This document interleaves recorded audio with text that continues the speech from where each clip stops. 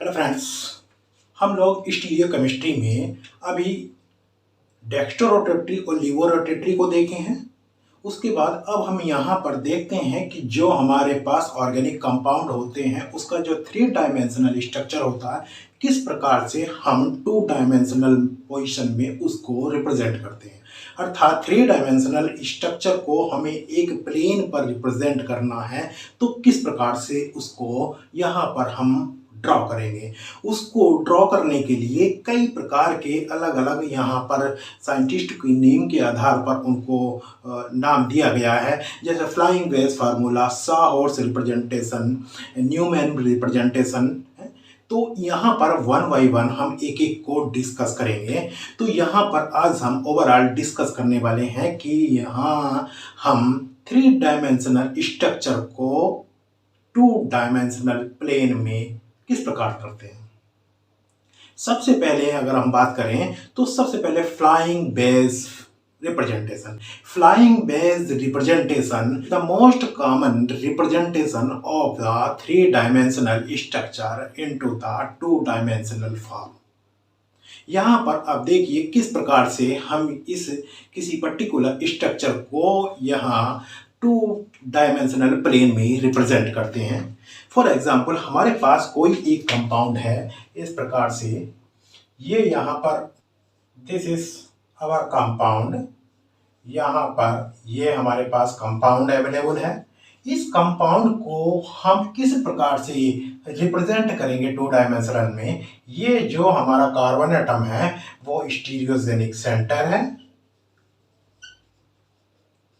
ये stereogenic centre है या कायरल कार्बन एटम कह सकते हैं। तो यहाँ पर हम देखिए सबसे पहले जो रिप्रेजेंट करते हैं कि हम इस फ्लाइंग वेज फार्मूला में जो रिप्रेजेंटेशन शो करते हैं, अगर हम लिखें फ्लाइंग वेज रिप्रेजेंटेशन, यहां पर हम 3 टाइप्स के बॉन्ड रिप्रेजेंट करते हैं। 3 टाइप्स बॉन्ड्स। एक हमारा सॉलिड बॉन्ड होगा इन ए 2D प्लेन में, जो हमारा बॉन्ड होता है जिसको हम इस प्रकार से साधारण बॉन्ड के द्वारा रिप्रेजेंट करते हैं। दूसरा हमारा एक सॉलिड बेज के द्वारा होगा, सॉलिड वेज, जो इस प्रकार से होगा, इसको हम सॉलिड वेज कहेंगे। ये इस प्रकार से रिप्रेजेंट होता है बॉन्ड। और एक हमारा तीसरा जो बॉन्ड होगा वो हमारा होगा डैश्ड बॉन्ड, इसको हम डैश्ड बॉन्ड कहते हैं, या आप इसको ब्रोकन लाइन भी कह सकते हैं। ब्रोकन लाइन से इसको रिप्रेजेंट करते हैं, जैसे इस प्रकार से हम इसको रिप्रेजेंट करते हैं, दैट इज द बॉन्ड। यहाँ पर 3 तरह के बॉन्ड है, एक ये सॉलिड लाइन, दूसरा ये वेज लाइन एंड तीसरा ब्रोकन या हमारी डैश्ड लाइन। यहाँ पर जो हमारा सॉलिड बॉन्ड है वो 2 डायमेंशनल प्लेन में है। सॉलिड बेज, यहाँ पर जो सॉलिड बेज यहाँ पर फार्मूले में जो सॉलिड बेस बॉन्ड होगा टूवर्ड्स, वो हम टूवर्ड्स द ऑब्जर्वर होगा, ऑब्जर्वर, वो ऑब्जर्वर की ओर होगा। एंड जो डैश्ड बॉन्ड होगा, dashed bond opposite the observer, और इसको कह सकते हैं below the plane, below the plane. ये जो बॉन्ड होगा बिलो द प्लेन होगा, और जो सॉलिड बेस होगा टुवर्ड्स द ऑब्जर्वर होगा, या इसे आप कह सकते हैं above the plane, above the plane. अब इस प्रकार से जैसे हमारे पास कोई सपोज एक प्लेन है, इस प्रकार से हम मान लेते हैं ये हमारे पास एक प्लेन है, तो यहाँ पर 4 बॉन्ड का हमें रिप्रेजेंटेशन देना है। तो 4 बॉन्ड में एक बॉन्ड जो हमारी ओर होगा, इसके हमारी ओर होगा, वो इस बेज लाइन से रिप्रेजेंट किया जाएगा जो हमारी ओर को होगा। जो हमसे अपोजिट डायरेक्शन में होगा, जो नीचे की ओर होगा इस प्लेन के, वो बॉन्ड यहाँ पर ब्रोकन लाइन से रिप्रेजेंट किया जाएगा, और वो डैश्ड बॉन्ड कहलाता है। जो दो बॉन्ड होंगे, बाकी जो दो बॉन्ड होंगे वो इस प्लेन में होंगे, इस प्लेन पर वो लाई करेंगे, वो आपकी सॉलिड लाइन के द्वारा रिप्रेजेंट करेंगे। तो यहाँ पर हम अगर इस फार्मूले को लिखना चाहते हैं, इस फार्मूले को जब हम 3 डायमेंशनल फार्मूले में कन्वर्ट करेंगे, फ्लाइंग वेज रिप्रेजेंटेशन में शो करेंगे, तो देखते हैं किस प्रकार से इस देखिए फर्स्ट ऑफ ऑल हम यहाँ पर ये कार्बन एटम जो हमारा स्टीरियोजेनिक सेंटर है इसको हम लिख लिए, और ये हमारा एक बॉन्ड हो गया CHO के साथ, और दूसरा बॉन्ड हमारा ये हो गया OH के साथ, ये हमारा OH के साथ बॉन्ड हो गया। अब यहाँ पर देखिए एक बॉन्ड हम कोई सा इस तरह से दिखाएंगे, जो बेज पर होगा, इस पर ये बेज पर होगा, वेज पर हम CH2OH को दिखाएंगे, और जो सबसे छोटा बॉन्ड होगा वो जो यहाँ पर हाइड्रोजन है, वो इस प्रकार से हाइड्रोजन एटम को हम दिखाएंगे, यहाँ पर ये शो करेंगे। और अगर हम इसकी मिरर इमेज बनाते हैं, अगर मिरर इमेज बनाएंगे तो जस्ट अपोजिट इसका नेचर हो जाएगा। यहाँ पर ये कार्बन कार्बन, ये OH इधर शिफ्ट हो जाएगा यहाँ पर, और इधर आप देखेंगे तो यहाँ पर ये हाइड्रोजन एटम होगा, और यहाँ पर इसका ये वेज बॉन्ड होगा जो कि हमारा CH2OH ग्रुप के साथ बना है। और यहाँ पर आप देख सकते हैं कि ये दोनों मिरर इमेज है, और मिरर इमेज जो होते हैं वो आपस में इनेंशियोमर्स होते हैं। बोथ आर इनेंशियोमर्स, एक अगर डेक्स्ट्रो रोटेटरी है तो दूसरा लीवो रोटेटरी होगा। यहाँ पर ये दोनों इस प्रकार से इनेंशियोमर्स हो जाते हैं। तो इस प्रकार से हम फ्लाइंग बेस रिप्रेजेंटेशन में इसी पर्टिकुलर कंपाउंड की 3 डायमेंशनल स्ट्रक्चर को 2 डायमेंशनल में रिप्रेजेंट करते हैं। और ये बहुत ही कॉमन मेथड है, बहुत ही कॉमन तरीके हैं जो यहाँ पर फ्लाइंग बेस रिप्रेजेंटेशन के द्वारा हम कंपाउंड को लिखते हैं ना। इसके बाद हमारे पास जो दूसरा रिप्रेजेंटेशन आता है, फिशर प्रोजेक्शन फार्मूला। फिशर भी साइंटिस्ट का नेम था। तो फिशर के अकॉर्डिंग जो रिप्रेजेंटेशन होता है वो किस प्रकार से होता है, फिशर के अकॉर्डिंग जो रिप्रेजेंटेशन होगा किसी 3 डायमेंशनल फार्मूले का, वो 2 डायमेंशनल में किस प्रकार से हम रिप्रेजेंट करते हैं, आइए देखते हैं। दिस इज फिशर रिप्रेजेंटेशन, जिसको हम फिशर प्रोजेक्शन के नाम से भी जानते हैं। फिशर प्रोजेक्शन के अकॉर्डिंग अब हम इसी कंपाउंड को, इसी स्ट्रक्चर को किस प्रकार से 3 डायमेंशनल स्ट्रक्चर के रूप में लिखते हैं, अर्थात 3 डायमेंशनल स्ट्रक्चर को किस प्रकार से हम 2 डायमेंशन में रिप्रेजेंट करेंगे। यहाँ पर आप देखते हैं कि जो हमारा ये स्टीरियोजेनिक सेंटर होता है, जो इसी कार्बन का सेंटर एटम है, हम इसको रिप्रेजेंट नहीं करते हैं, हम इसको केवल यहाँ क्रॉस्ड लाइन के द्वारा रिप्रेजेंट करते हैं। यहाँ पर हम इस कार्बन एटम को रिप्रेजेंट नहीं करेंगे, बट यहाँ पर जितने भी बॉन्ड बनेंगे वो सॉलिड लाइन से बनेंगे। All the bonds are represented by the solid lines. जो सॉलिड लाइन से इस प्रकार से जो हम बॉन्ड बनाते हैं, इसी प्रकार से यहाँ पर बॉन्ड बनेंगे। यहाँ पर आप देख रहे हैं ये हमारे पास हॉरिजॉन्टल लाइन है, ये हॉरिजॉन्टल लाइन है, और ये हमारे पास वर्टिकल लाइन है, ये वर्टिकल लाइन है। हम जो हॉरिजॉन्टल लाइन के बॉन्ड बनाएंगे वो इस प्रकार से होंगे कि हमारी ओर को होंगे, वो ऑब्जर्वर की ओर को होंगे। यहाँ पर जो हॉरिजॉन्टल लाइन होगी वो हमारी तरफ को होगी, अर्थात ऑब्जर्वर की ओर को होगी। तो ये जो यहाँ पर 2 बॉन्ड है हाइड्रोजन और OH का, ये हॉरिजॉन्टल लाइन पर ये इस प्रकार से लिख दिए जाएंगे। बट अब हमारे पास जो ये वर्टिकल लाइन है, ये वर्टिकल लाइन हमारे अपोजिट होगी। ये हॉरिजॉन्टल लाइन हमारी ओर थी टुवर्ड्स ऑफ द ऑब्जर्वर, तो वो अपोजिट द ऑब्जर्वर होगी, अर्थात प्लेन के नीचे की साइड में होगी। इस प्रकार से ये वर्टिकल लाइन होगी। बट इस वर्टिकल लाइन में अगर हम बात करें कि किस एटम को हम कहाँ पर लिखेंगे, हमारे पास ये जो पूरा सिस्टम है, यहाँ पर CH2OH है, ये CHO जैसे इस एग्जाम्पल में है, तो हम किसको नीचे लिखेंगे और किसको ऊपर लिखेंगे। तो यहाँ पर जो हमारा IUPAC सिस्टम में, जो हमारा IUPAC सिस्टम में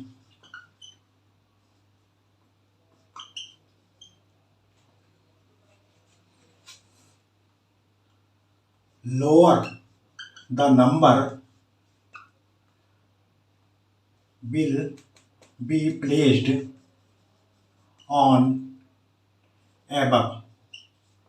जो हमारे पास आईयूपीएसी सिस्टम के अकॉर्डिंग लोअर नंबर गेन करेगा वो हमारे पास ऊपर की ओर रखा जाएगा, अर्थात ऊपर की ओर वो रखा जाएगा जिसका आईयूपीएसी में पहले यहाँ पर नंबरिंग होती है। तो यहाँ पर CHO की नंबरिंग होती है पहले, ये लोअर नंबर पाता है, CH2 ग्रेटर नंबर पाता है, इसलिए यहाँ पर पहले CHO रखा जाएगा और लोअर के बाद में हम सीधे नीचे आते हैं तो नीचे हमारा जो सबसे बाद में आता है उसको हम रखेंगे, तो यहाँ पर CH2OH आ जाएगा। और यहाँ पर एक बात ध्यान रखने की ये भी है कि यहाँ पर लोअर नंबर के साथ जो हमारी ऑक्सीडाइज्ड कार्बन एटम की जो सबसे ऑक्सीडाइज्ड फॉर्म होगी उसको भी हम ऊपर ही रखते हैं। ये एक जनरल कंसेप्ट है कि most oxidized form carbon atom will be placed above. लिख सकते हैं most oxidized carbon will be placed above, वो हमारा above साइड पर रखा जाएगा। इस प्रकार से हमारा ये फिशर प्रोजेक्शन के अकॉर्डिंग जो स्ट्रक्चर है ये बन जाता है। नाउ अब अगर हम इसकी बात करें, इसका हम मिरर इमेज बनाना चाहें तो मिरर इमेज देखिए किस प्रकार से बनती है। ये यहाँ पर हम रखना चाहें तो यहाँ पर CHO और ये CH2OH और यहाँ H आ जाएगा, यहाँ पर OH आ जाएगा। ये जस्ट अपोजिट कंपाउंड हो जाते हैं, दो जो अपोजिट स्टीरियो आइसोमर हो जाते हैं। दोनों इनवेंशियोमर्स हैं, एक डेक्स्ट्रो रोटेटरी है तो एक दूसरा लीवर रोटेटरी हो जाता है। Such type of representation of this carbon atom is called as crossed representation.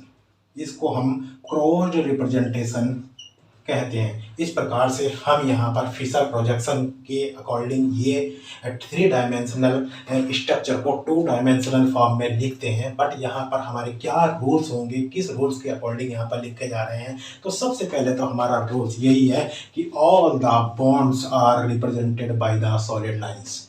And the second point is the IUPAC system lower the number group or atom will be placed on above side। तो वो above side पर रखा जाएगा यहाँ पर, या आप इसी को कह सकते हैं कि यहाँ पर इसी का एक ये दूसरा पार्ट है, most oxidized carbon will be placed above side। इस प्रकार से हम यहाँ पर रिप्रेजेंट करते हैं। इसका नेक्स्ट रूल है जो हमारे आगे और इसका रिप्रेजेंटेशन अभी शो करने में हेल्प करेगा वो। Now the next point in this projection is that the interchange of any two group converts the nature of the compound। That is, if the compound is dextrorotatory then it will be converted into levorotatory, if it is levorotatory then it will convert into dextrorotatory। But the exchange of groups are even number। If the exchange of groups are in even number there will be no change in the stereochemistry of the compound। Two or any other even interchange of groups on the chiral carbon do not change the configuration। For example हमारे पास में ये एक compound है CH3H। अगर हम इसको कोई 2 group exchange कर देते हैं, 2 ग्रुप एक्सचेंज, हम सपोज OH कार्बोक्सिलिक को एक्सचेंज करते हैं, exchange of OH and carboxylic, तब यहाँ पर ये हमको प्राप्त होगा OH CH3 कार्बोक्सिलिक यहाँ पर आ जाएगा और H यहाँ पर। फर्दर अब यहाँ पर हम चेंज कर दे रहे हैं, फिर 2 ग्रुप को, इन दोनों को अगर हम चेंज कर देते हैं, एक्सचेंज H एंड CH3, तो यहाँ पर हो जाएगा OH COOH CH3 and H। Now you can see that this is R lactic acid. ये आर लैक्टिक एसिड है। जब हम दो ग्रुप को चेंज करते हैं तो ये एस लैक्टिक एसिड में कन्वर्ट हो जाता है। बट जैसे ही हम फर्दर टू ग्रुप को हम एक्सचेंज करते हैं तो ये फिर से लैक्टिक एसिड में कन्वर्ट हो जाता है। इसका मतलब क्या हुआ, इस तरीके से यहाँ पर दो ग्रुप का एक्सचेंज ये इसकी कन्फिग्रेशन को चेंज कर देता है, आर को एस में कन्वर्ट कर देता है। और जब हम फर्दर इसके दो ग्रुप एक्सचेंज करते हैं तो ये फर्दर अपनी ओरिजिनल पोजीशन में आ जाता है। अर्थात यहाँ पर टू एक्सचेंज होते हैं, इवन नंबर में एक्सचेंज होते हैं, तो हमारी पोजीशन पर किसी प्रकार का कन्फिग्रेशन पर कोई असर नहीं आता। कन्फिग्रेशन उसी प्रकार से वो मेंटेन रहती है। बट अगर हम ऑड नंबर में एक्सचेंज करेंगे, जैसे कि हमने एक बार में एक्सचेंज किया, तो कन्फिग्रेशन चेंज हो जाती है। जो डेक्स्टो रोटेटिव होगी वो लीवो रोटेटिव हो जाएगी, लीवो रोटेटिव है तो डेक्स्टो रोटेटिव हो जाएगी। या आर एस की कंपेरिजन में कहें तो आर फॉर्म है तो एस में कन्वर्ट हो जाएगी, एस फॉर्म है तो एस आर में कन्वर्ट हो जाएगी। बट इवन नंबर जब हम दो बार एक्सचेंज कर रहे हैं, दो बार एक्सचेंज करने पर कन्फिग्रेशन में कोई भी अंतर नहीं आता है। इस फिशर प्रोजेक्शन की जो हम रिप्रेजेंटेशन दे रहे हैं उस थ्री डायमेंशनल के टू डायमेंशनल रिप्रेजेंटेशन में। नाउ हम यहाँ पर बात करें अभी और आगे रूल की, तो इसी को हम इस प्रकार से भी लिख सकते हैं फोर्थ रूप में कि one or any other for one exchange or any other odd number of exchange change the configuration, उससे हमारी कन्फिग्रेशन चेंज हो जाती है। Now the next one is the rotation of structure 180 degree show no change. हमारा किसी भी प्रकार का चेंज नहीं आता। जैसे हम ये कंपाउंड हमारे पास है COOH CH3OH H, अगर हम इसको 180 डिग्री रोटेशन शो करें, 180 डिग्री रोटेट करते हैं तो ये इस प्रकार से हो जाएगा CH3 COOH HOH।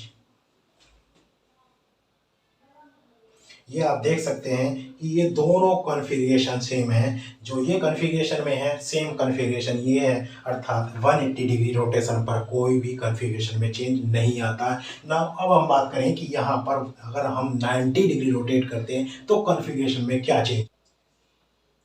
A 90 degree rotation about the chiral center inverts the configuration।